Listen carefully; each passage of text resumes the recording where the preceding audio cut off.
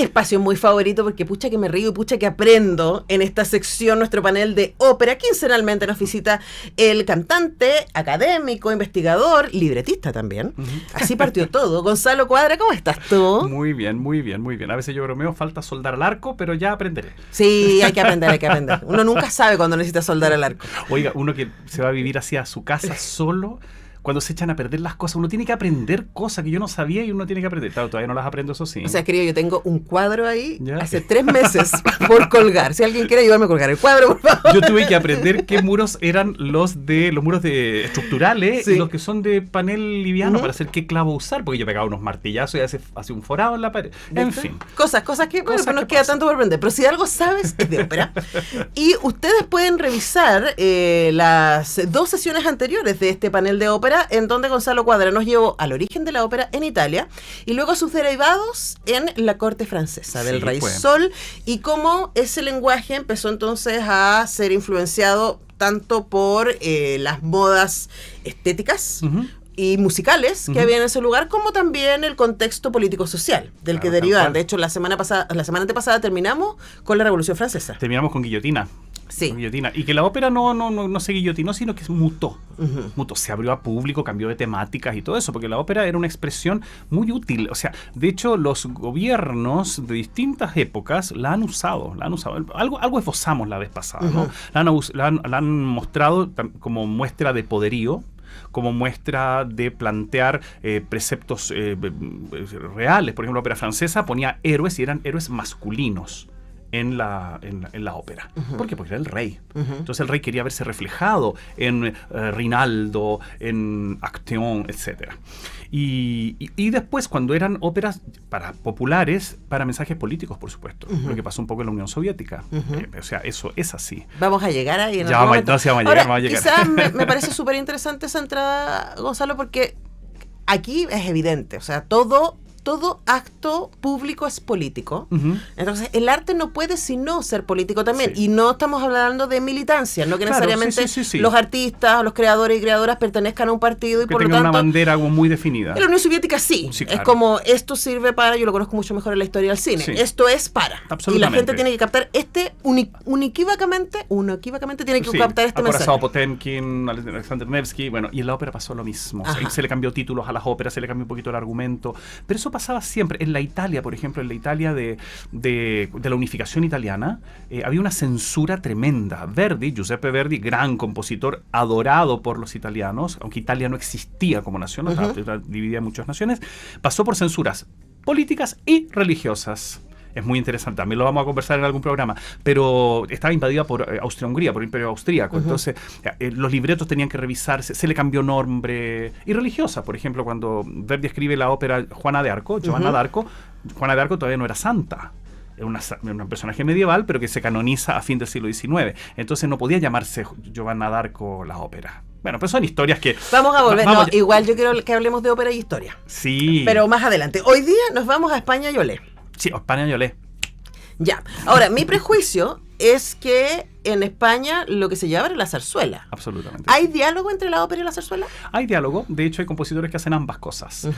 La ópera llega a España, a ver, nunca hay que olvidar que España, uno la piensa que era solo la península y nosotros entendemos que además era un imperio enorme que estaba en América, llegaba hasta Filipinas, pero muchas veces se olvida que España tenía territorios en Italia. O sea, hace poco estuve ahora en el Museo Fernández Blanco, un museo haciendo conciertos ahora en Buenos Aires, cantando, en el Museo Colonial por antonomasia de Buenos Aires, precioso museo. Y hay un cuadro enorme de Felipe V y decía sus posesiones. Felipe V fue coronado al comienzo del siglo XVIII. Y salía todas las coronas, todas las casas reinantes que eran parte de él, y estaban las 2 Sicilias, Nápoles, y ducados que estaban repartidos por Italia. Entonces la influencia era viva, era directa. Y por lo tanto no demoró mucho en que la ópera cayó a España.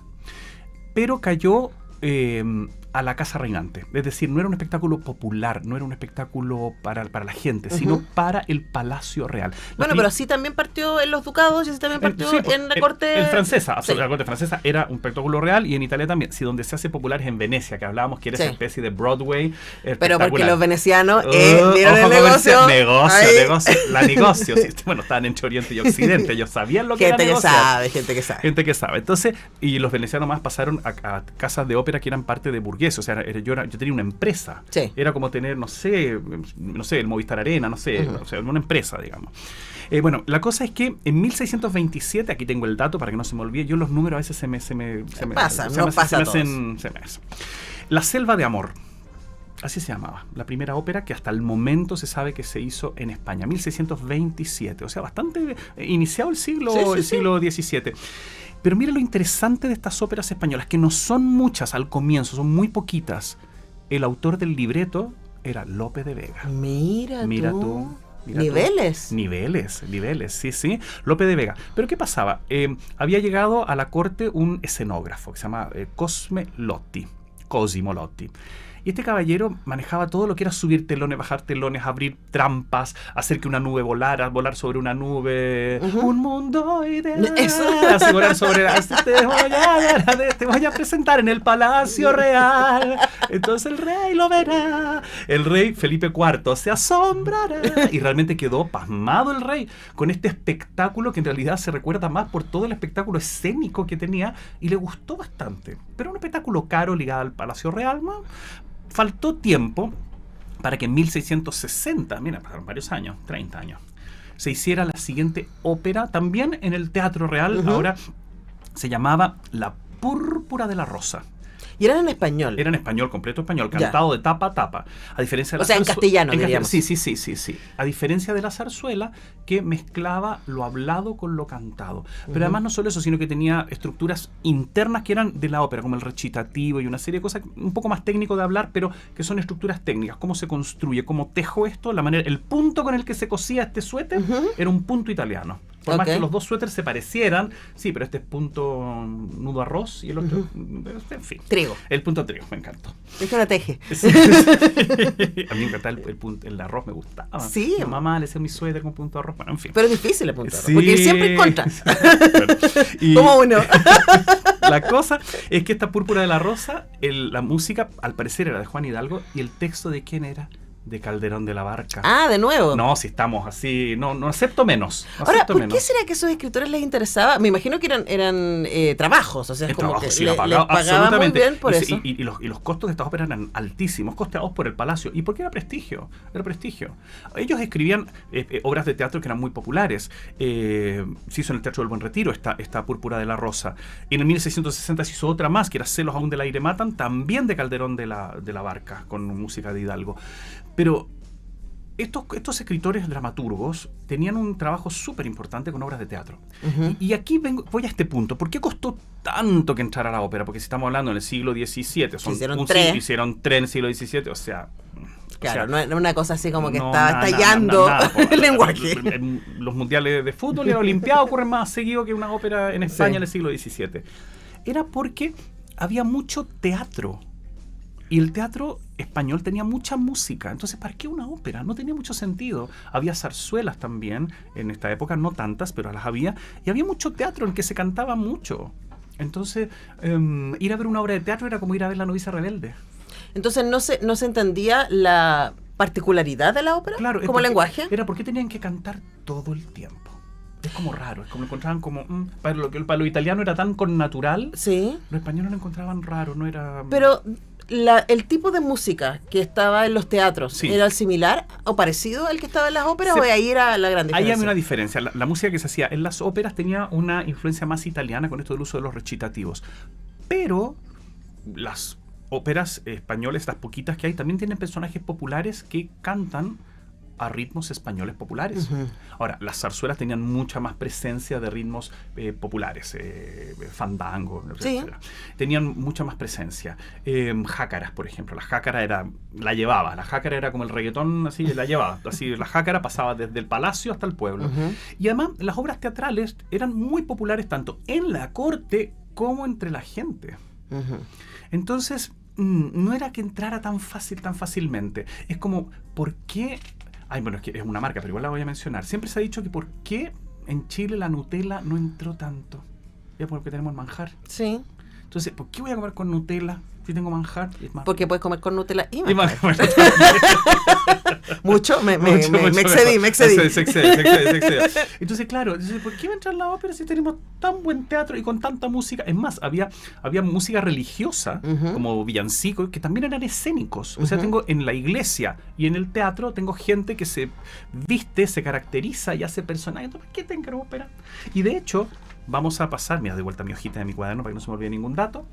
Vamos a pasar recién al año 1700, o sea, 1620 y tanto, 1660, 1700, para que ocurran dos cosas súper importantes. Mira, justo te iba a preguntar, ¿y en qué momento esto cambia? ¿O cambia? Sí, cambia. O Ya. sea, ni tanto. En realidad no cambia mucho. Pero hay un par de hitos. Hay un par de hitos en el 1700, que es que se estrena el compositor Sebastián Durón, que es un compositor español que a mí me encanta, se los recomiendo, googleenlo, youtubeenlo. Sebastián Durón tiene música preciosa, que estaba a dos caminos, tenía un pie puesto en España, un pie en Italia, y nunca se decidió por ninguno, entonces su música es como el budín de pan. Así que se hace con todos los pedazos de pan, y tú una cosa deliciosa con caramelo, tú dices, wow, qué música más hermosa, porque mezcla los dos mundos. Es muy linda. Bueno, aquí voy con esto. Sebastián Durón estrena el año 1700 La Guerra de los Gigantes. Otra ópera más, pero él la llama ópera.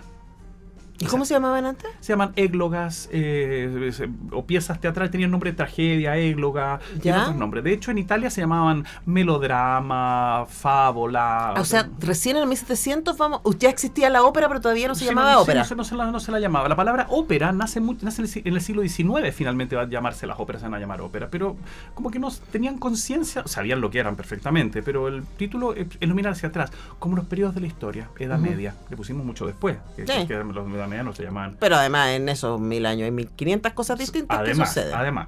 Entonces, bueno, esto se pasa eso en España. Y en el mismo año 1700, en América se estrena la primera ópera. La Púrpura de la Rosa. Aquella Púrpura de la Rosa del año 1660 de Calderón de la Barca, se cambia música, ahora la música es de Tomás de Torrejón y Velasco, y se estrena en el Palacio del Virrey del Perú el año 1700. Te iba a preguntar, en el Virreinato. El Virreinato del Perú, en homenaje a Felipe V, que era el nuevo rey. Felipe V, además, piensen ustedes... ¿Y por qué le hacen un homenaje en el Perú? Bueno, porque había que nombrar vasallaje, porque cambiábamos de la casa Habsburgo a la casa Borbón. Entonces estaban haciendo la pata desde acá. Desde acá, por supuesto. Entonces, perfecto. el año 1700, estrenamos nosotros la Púrpura de la Rosa, acá, y para homenaje de Felipe V, que es una ópera bellísima, es la primera que se conserva. Y claro, porque piensen ustedes que terminamos con esta casa Habsburgo, que terminó con este señor el hechizado, de aspecto físico muy característico. No hay que hablar de los cuerpos ajenos, pero es imposible no darse cuenta cuando uno ve los cuadros de la casa Habsburgo. Habían, digamos, ¿cómo se podría decir? Unas relaciones de parentesco muy cercanos, que se casaban entre ellos. Sí. ¿No? Se muy cercanos. Entonces, claro, el último rey no tuvo descendencia, imposible. Entonces vino la famosa guerra de sucesión y queda la casa Borbona. Y ahí va a cambiar en España porque entra ahí de lleno la música italiana. De lleno, ahí ya nadie puede frenar las puertas, porque además el Felipe V de la Casa Borbón visita Nápoles, va para allá, le gusta la ópera, la trae a España, va a empezar a ser mucho más frecuente en el Teatro Real, pero en realidad nunca va a llegar al pueblo, no es un espectáculo popular. Te iba a preguntar respecto a eso, porque también estoy pensando que la realeza, ¿cierto? Y sus cortes, me imagino que iban a buscar marcas de distinción. Sí. Entonces decir, esto solo lo usamos nosotros. Eso tiene que ver con la estética, con, por supuesto, el acceso a, no sé, pues, tipos de ropaje, muebles, etcétera. Pero me imagino que culturalmente también es decir, no, nosotros somos otra cosa y por lo tanto accedemos a otras cosas también en términos artísticos. Y ahí la ópera se transformó en un signo de distinción. Bueno, vimos que en Francia era el signo de distinción, o sea, ellos tenían el privilegio real. Acá no es que hubiera el privilegio real, pero era un gusto de la realeza y que era muy caro hacer fuera del teatro real. Era muy muy caro. Y además, como decía anteriormente, estaban las obras de teatro que tenían mucha música, entonces no era rentable tampoco hacerla, no era que el público fuera, lo encontraba algo raro, esto de la ópera, pero sí era un símbolo de distinción. Lo es hasta ahora. Sí, lo es hasta ahora, cuando uno dice, voy a la ópera. Dice, ¡epa! Cuando dice, Homero, ¿por qué tan elegante?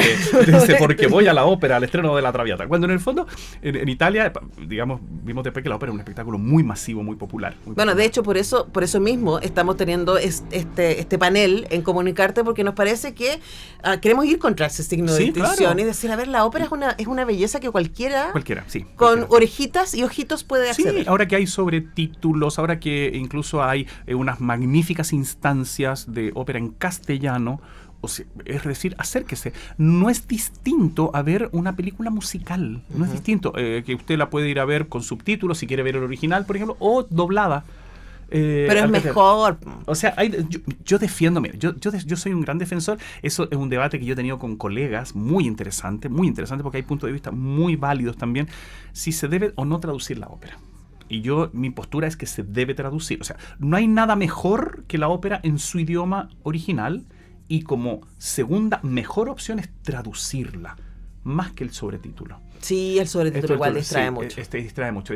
O sea, uno que le va a ver así el Disney, y que le va a ver, yo la voy a ver en castellano. O sea, Shrek, como dicen en España, Shrek, yo te la vi en castellano. Es que el burro es otra cosa. No me pueden hacer el burro doblado. Entonces, Eddie Murphy buena onda, pero no como el burro en español. No, o sea, bueno. Y la cosa es que es cierto, pero asimismo, mira lo que voy a decir, cuesta que la gente, incluso los colegas y del mundo musical, acepten la ópera doblada al castellano.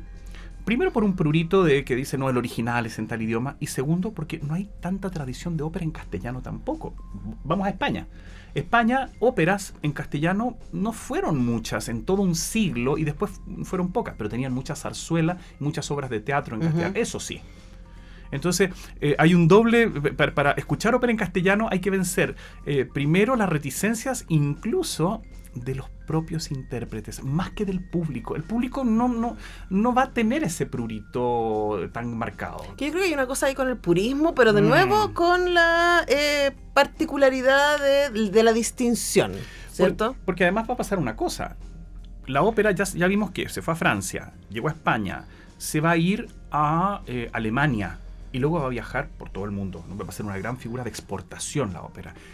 Y esto es una industria, no hay que olvidar eso, es una industria y que requiere muchos ingresos. Entonces, los compositores traducían inmediatamente sus óperas. Se va a presentar en Alemania, hay que traducirla al alemán. Se va a presentar en Francia, hay que traducirla al francés.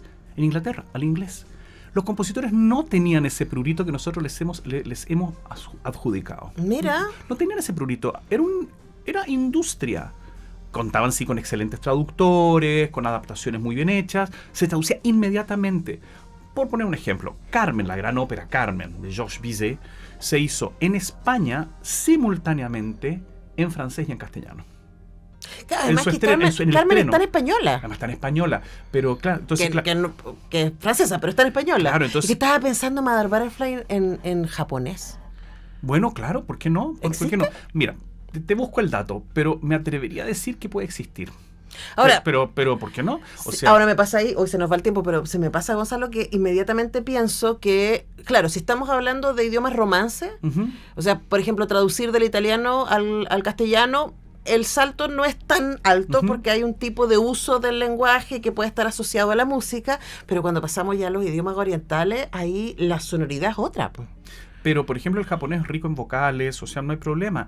Y de hecho, yo le voy a dar a todas las personas que nos están escuchando un tip para que escuchen. Es la ópera Carmen por una compañía sudafricana de todos cantantes afros que cantan en Xhosa, en el idioma Xhosa. Oh, voy a buscar eso. Por favor. Que es ese idioma que tiene sonidos. Entonces, la mezzosoprano que canta Carmen, espectacular, va cantando su aria y pone los sonidos al medio y se escucha hermoso.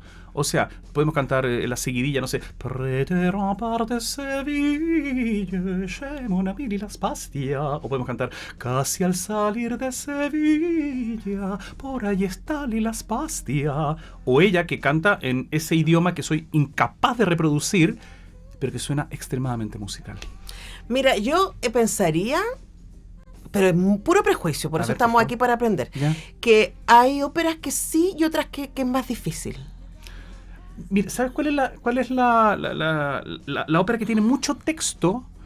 Quizás es difícil en otro idioma hacer calzar. Por ejemplo, cuando a mí me ha tocado hacer traducciones, yo traduzco del alemán al castellano. O sea, que de hecho, estaba pensando en Wagner. Claro. Por ejemplo, en los alemanes en pocas sílabas dicen muchos conceptos. O en inglés, digamos, también se dicen con pocas sílabas muchos conceptos. Entonces, meter y no perder conceptos en castellano es tratar de ponerse ese zapato que a usted le encanta, pero son 2 tallas menos. No, yo no hago esas cosas. Yo ya no hago esas cosas. Oye, vamos a seguir hablando de esto con Gonzalo Cuadra en 2 semanas más. Qué placer, Gonzalo, este panel de ópera. Gracias por venir. Bueno, muchísimas gracias. Yo te vas feliz. con tu librito de Carlos Ruiz Zafón, que ya le sacamos la foto. Mira, El Carlos Palacio de la Medianoche. Ahí, para algún viajecito. Ay, Calcuta, 1932. El corazón de las tinieblas. Ahí Muy bueno, aquí. Me encantó. Ya. Que te lo mandan nuestros amigos de Planeta. Sí, muchas gracias, queridísimo. Gracias a ustedes. Nos vemos en un par de semanas. Y ya la veo, acá de rosa. Todo elegante. Llega nuestra queridísima Alepina a la vuelta de esta pausa para hablar de Ridley Scott. No se lo pierdan.